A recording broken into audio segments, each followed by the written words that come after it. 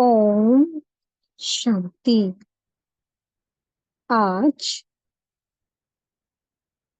17 सितंबर 2024 के साकार मधुर महावाक्य हैं मधुबन से। मीठे बाप दादाजी ने कहा, मीठे बच्चे, ये राज सभी को सुनाओ कि आबू सबसे बड़ा तीर्थ है। स्वयं भगवान ने यहाँ से सबकी सदगति की है। प्रश्न है, कौन सी एक बात मनुष्य अगर समझ जाए तो यहाँ भीड़ लग जाएगी? उत्तर है, मुख्य बात समझ लें कि बाप ने जो राजयोग सिखाया था वो अभी फिर से सिखा रहे हैं। वो सर्वव्यापी नहीं है। बाप इस समय आबू में आकर विश्व में शांति स्थापन कर रहे हैं। उसका जड़ यादगार दिलवाड़ा मंदिर भी है। आदिदेव यहाँ चैतन्य में बैठे हैं। ये चैतन्य दिलवाड़ा मंदिर है। ये बात समझ लें तो आबू की महिमा हो जाए और यहाँ भीड़ लग जाए। आबू का नाम बाला हो जाए।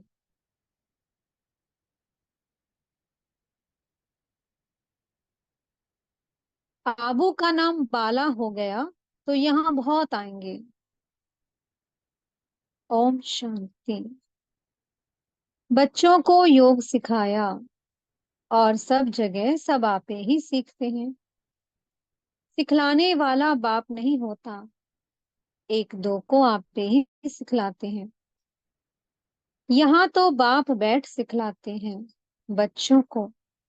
रात दिन का फर्क है।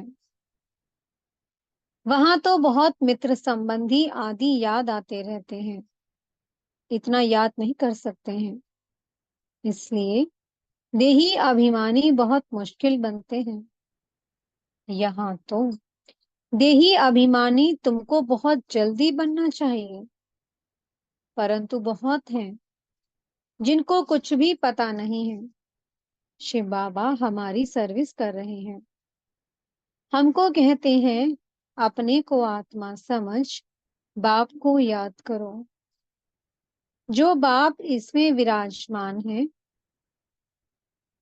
यहाँ विराजमान है, उनको याद करना पड़ता है। बहुत बच्चे हैं जिनको ये निश्चय ही नहीं है कि शिव बाबा ब्रह्मा तन द्वारा हमको सिखला रहे हैं।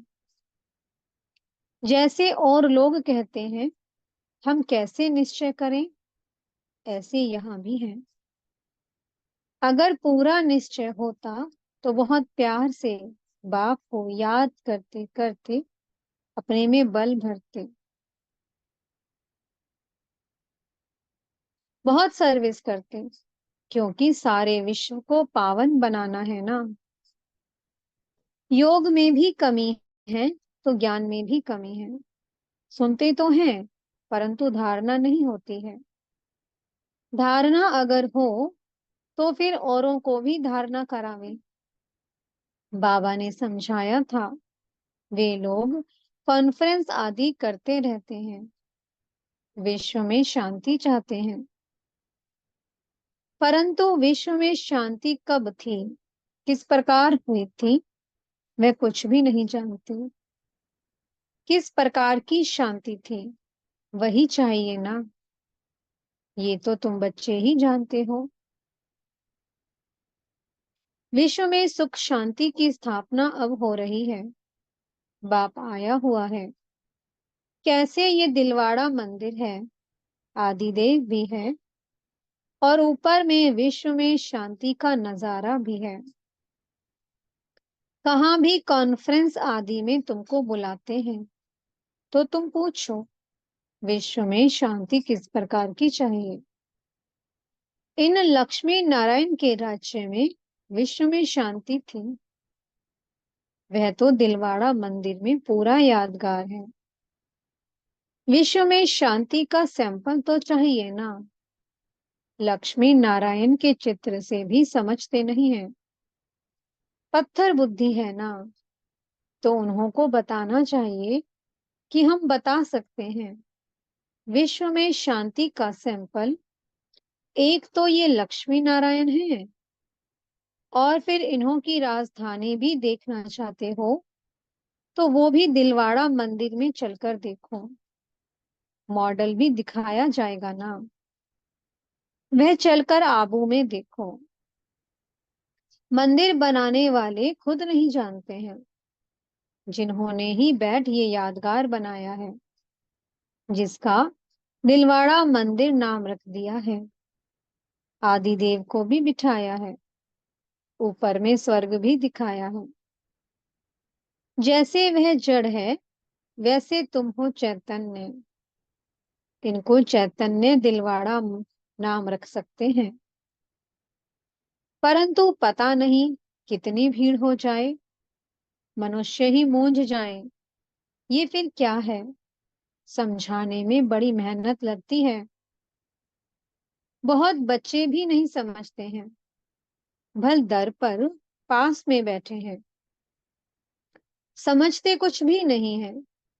प्रदर्शनी में अनेक प्रकार के मनुष्य जाते हैं, ढेर मठ पंथ हैं, वैष्णव धर्म वाले भी हैं। वैष्णव धर्म का अर्थ ही नहीं समझते हैं। श्री कृष्ण की बादशाही कहाँ है, जानते ही नहीं। श्री कृष्ण की राजाई को भी स्वर्ग वैकुंठ कहा जाता है। बाबा ने कहा था, जहां बुलावा हो वहां जाकर तुम समझाओ। विश्व में शांति कब थी, ये आबू सबसे ऊंचे ते ऊंचा तीर्थ है, क्योंकि यहाँ बाप विश्व की सदगति कर रहे हैं। आबू पहाड़ी पर उनको सैंपल देखना हो तो चलकर दिलवाड़ा मंदिर देखो। विश्व में शांति कैसे स्थापन की थी, उनका सैंपल है। सुनकर बहुत खुश होंगे, जैनी लोग भी खुश होंगे। तुम कहेंगे ये प्रजापिता ब्रह्मा हमारा बाप है, आदिदेव। तुम समझाते हो फिर भी समझते नहीं है। कहते हैं ब्रह्मा कुमारियां पता नहीं क्या कहती हैं। तो अब तुम बच्चों को आबू की बहुत ऊंची महिमा करके समझाना चाहिए। आबू है बड़े ते बड़ा तीर्थ। बॉम्बे में भी समझा सकते हो, आबू पहाड़ बड़े ते बड़ा तीर्थ है, क्योंकि परम पिता परमात्मा ने आबू में आकर स्वर्ग की स्थापना की है। कैसे स्वर्ग की रचना रची है, वो स्वर्ग का और आदि देव का मॉडल सब आबू में है, जिसको कोई भी मनुष्य समझते नहीं है। हम अब जानते हैं, तुम नहीं जानते हो, इसलिए हम तुमको समझाते हैं। पहले तो तुम पूछो कि विश्व में शांति किस प्रकार चाहते हो। कभी देखा है, विश्व में शांति तो इनके यानी कि लक्ष्मी नारायण के राज्य में थी। एक ही आदि सनातन देवी देवता धर्म था, इनकी डिनाइस्टी का राज्य था। चलो तो इन्हों की राजधानी का मॉडल आबू में तुमको दिखाएं। ये तो है ही पुरानी पतित दुनिया, नई दुनिया तो नहीं कहेंगे ना। नई दुनिया का मॉडल तो यहाँ है, नई दुनिया अब स्थापन हो रही है। तुम जानते हो तब बतलाते हो। सब नहीं जानते हैं, ना बतलाते हैं, ना समझ में ही आता है। बात है बहुत सहज। ऊपर में स्वर्ग की राजधानी खड़ी है, नीचे आदिदेव बैठा है, जिसको एडम भी कहते हैं। वो है ग्रेट ग्रेट ग्रैंडफादर। ऐसी तुम महिमा सुनाएंगे तो सुनकर खुश होंगे, है भी बरोबर एक्यूरेट। कहो, तुम श्री कृष्ण की महिमा करते हो, परंतु तुम जानते तो कुछ भी नहीं हो। श्री कृष्ण तो वैकुंठ का महाराजा, विश्व का मालिक था।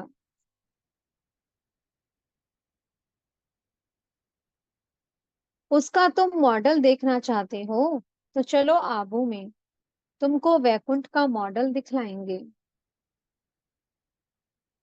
कैसे पुरुषोत्तम संगम युग पर राजयोग सीखते हैं,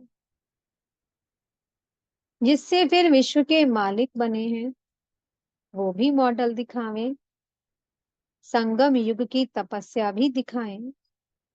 प्रैक्टिकल जो हुआ था उनका यादगार दिखाएं। शिव बाबा जिसने लक्ष्मी नारायण का राज्य स्थापन किया, उनका भी चित्र है। अम्बा का भी चित्र है। बाबा ने कहा, शिव बाबा जिसने लक्ष्मी नारायण का राज्य स्थापन किया, उनका भी चित्र है। अम्बा का भी मंदिर है। अम्बा को कोई 10-20 भुजाएं नहीं है। भुजाएं तो दो ही होती हैं। तुम आओ तो तुमको दिखाएं। वैकुंठ भी आबू में दिखाएं। आबू में ही बाप ने आकर सारे विश्व को हेवन बनाया है, सदगति दी है। आबू सबसे बड़ा तीर्थ है। सब धर्म वालों की सदगति करने वाला एक ही बाप है। उनका यादगार चलो तो आपको आबू में दिखाएं। आबू की तो तुम बहुत महिमा कर सकते हो, तुमको सब यादगार दिखाएं। क्रिश्चियन लोग भी जानना चाहते हैं, प्राचीन भारत का राजयोग किसने सिखाया, क्या चीज थी। बोलो चलो आबू में दिखाएं।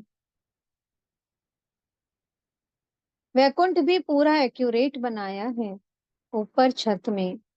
तुम ऐसा नहीं बना सकते हो। तो ये अच्छी रीति बताना है। टूरिस्ट धक्का खाते हैं, वो भी आकर समझें। तुम्हारा आबू का नाम बाला हो गया तो बहुत आएंगे। आबू बहुत मशहूर हो जाएगा। जब कोई पूछते हैं कि विश्व में शांति कैसे हो, सम्मेलन आदि में निमंत्रण देते हैं, तो पूछना चाहिए कि विश्व में शांति कब थी। वो जानते हो विश्व में शांति कैसे थी। चलो हम समझाएं। मॉडल्स आदि सब दिखाएं। ऐसा मॉडल और कहीं भी नहीं है। आबू ही सबसे बड़ा ऊंचे ते ऊंचा तीर्थ है, जिसमें बाप ने आकर के विश्व में शांति, सर्व की सद्गति की है। ये बातें और कोई नहीं जानते। तुम्हारे में भी नंबरवार है। भल बड़े महारथी म्यूजियम आदि संभालने वाले हैं, परंतु ठीक रीति किसको समझाते हैं वह नहीं। बाबा रीड तो करते हैं ना। बाबा सब कुछ समझते हैं। जो भी जहां भी हैं उनको समझते हैं। कौन कौन पुरुषार्थ करते हैं, क्या पद पाएंगे। इस समय अगर मर पड़े तो कुछ भी पद पा नहीं सकेंगे। याद की यात्रा की मेहनत वह समझ नहीं सकते हैं। बाप रोज रोज नई बातें समझाते हैं। ऐसे ऐसे समझा कर ले आओ, यहाँ तो यादगार कायम है। बाप कहते हैं मैं भी यहाँ हूँ, आदि देव भी यहाँ है, वैकुंठ भी यहाँ है। आबू की बहुत भारी महिमा हो जाएगी। आबू पता नहीं क्या हो जाएगा। जैसे देखो, कुरुक्षेत्र को अच्छा बनाने के लिए करोड़ों रुपया उड़ाते रहते हैं। कितने ढेर मनुष्य जाकर वहां इकट्ठे होते हैं।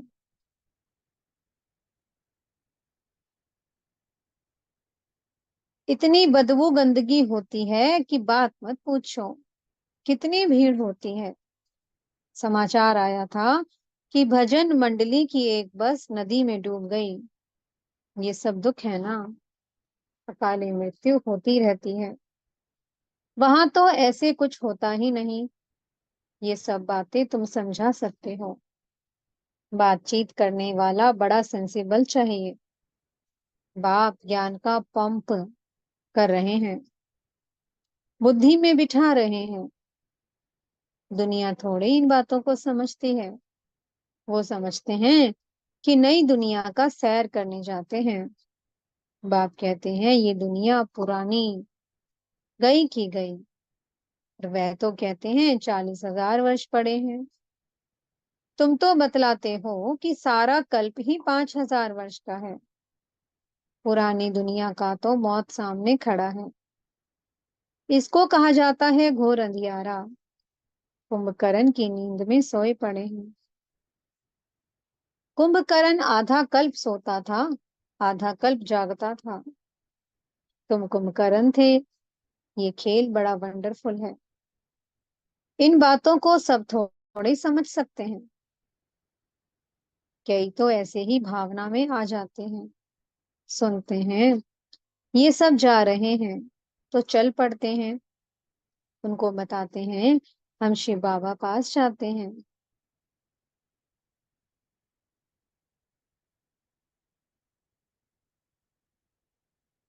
शिव बाबा स्वर्ग की स्थापना कर रहे हैं। उस बेहद के बाप को याद करने से बेहद का वर्षा मिलता है।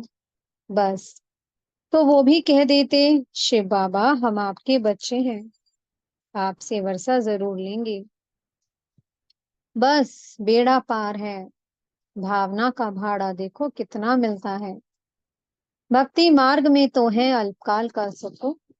यहाँ तुम बच्चे जानते हो बेहद के बाप से बेहद का वर्षा मिलता है। वह तो है भावना का अल्पकाल के सुख का भाड़ा। यहाँ तुमको मिला है 21 जन्मों के लिए भावना का भाड़ा। बाकी साक्षात्कार आदि में कुछ है नहीं। कोई कहते हैं साक्षात्कार हो, तब बाबा समझ जाते हैं कि कुछ भी समझा नहीं है। साक्षात्कार करना है तो जाकर नौधा भक्ति करो, उससे कुछ मिलता नहीं है। करके दूसरे जन्म में कुछ अच्छा बन पड़ेंगे। अच्छा भक्त होगा तो अच्छा जन्म मिलेगा। यह तो बात ही न्यारी है। ये पुरानी दुनिया बदल रही है। बाप है ही दुनिया बदलने वाला। यादगार खड़ा है ना, बहुत पुराना मंदिर है। कुछ टूटता करता है तो फिर मरम्मत कराते रहते हैं, परंतु वह शोभा तो कम हो ही जाती है। ये तो सब विनाशी चीजें हैं। तो बाप समझाते हैं बच्चे, एक तो अपने कल्याण के लिए अपने को आत्मा समझ बाप को याद करो तो विकर्म विनाश हो। पढ़ाई की बात है। बाकी ये जो मथुरा में मधुबन कुंज गली आदि बैठ बनाया है, वह कुछ भी है नहीं। ना कोई गोप गोपियों का खेल है। ये समझाने में बड़ी मेहनत करनी पड़ती है। एक एक पॉइंट अच्छी रीति बैठ समझाओ। कॉन्फ्रेंस आदि में भी चाहिए योग वाला। तलवार में जौहर नहीं होगा, किसको तीर लगेगा नहीं। तब आप भी कहते हैं अभी देरी है। अभी मान ले कि परमात्मा सर्वव्यापी नहीं है तो भीड़ लग जाए, परंतु अभी टाइम नहीं है। एक बात मुख्य समझ जाएं कि राजयोग बाप ने सिखाया था, जो इस समय सिखला रहे हैं। इसके बदले नाम उसका डाल दिया है जो कि अभी सांवरा है। श्री कृष्ण का नाम डाल दिया ना। कितनी बड़ी भूल है। इससे ही तुम्हारा बेड़ा डूब गया है। अब बाप समझाते हैं कि ये पढ़ाई सोर्स ऑफ इनकम है। स्वयं बाप मनुष्य को देवता बनाने के लिए पढ़ाने आते हैं। इसमें पवित्र भी जरूर बनना है, दैवीय गुण भी धारण करने हैं। नंबरवार तो होते ही हैं। जो भी सेंटर्स हैं सब नंबरवार हैं। ये सारी राजधानी स्थापन हो रही है, मासी का घर थोड़ी है। बोलो, स्वर्ग कहा जाता है सत्य को, परंतु वहां का राज्य कैसे चलता है। देवताओं का झुंड देखना हो तो चलो आबू। और कोई ऐसी जगह है नहीं जहां ऐसे छत में राजाई दिखाई हो। भल अजमेर में स्वर्ग का मॉडल है। परंतु वह और बात है।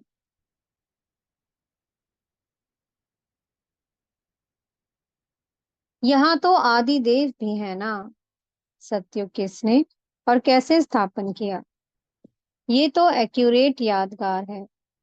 अभी हम चैतन्य दिलवाड़ा नाम लिख नहीं सकते हैं।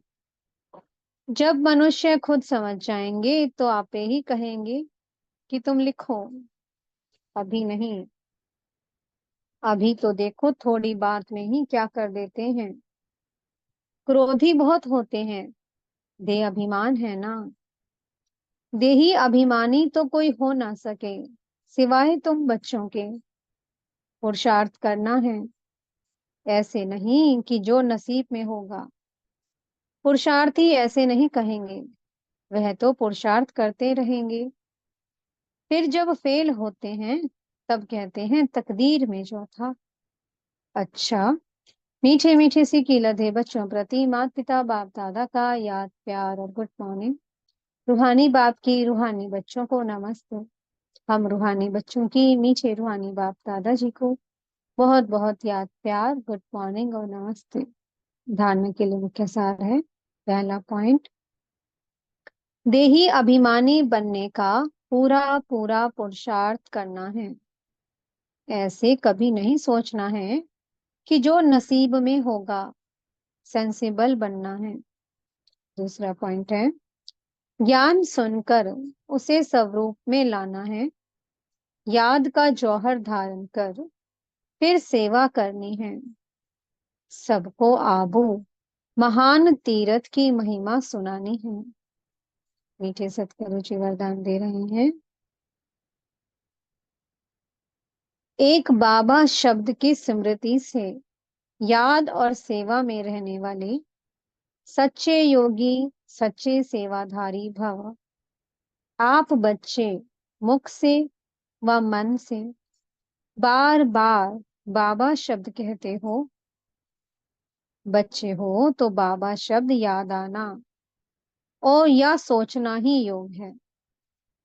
और मुख से बार बार कहना कि बाबा ऐसे कहते हैं, बाबा ने ये कहा, यही सेवा है। लेकिन इस बाबा शब्द को कोई दिल से कहने वाले हैं, कोई नॉलेज के दिमाग से। जो दिल से कहते हैं उन्हें दिल में सदा प्रत्यक्ष प्राप्ति, खुशी और शक्ति मिलती है। दिमाग वालों को बोलने समय खुशी होती, सदा काल की नहीं। स्लोगन है, परमात्मा रूपी क्षमा पर फिदा होने वाले ही सच्चे परवाने हैं। ओम शांति। बहुत बहुत शुक्रिया प्यारे प्यारे हमारे मीठे मीठे बाप दादाजी का। ओम शांति।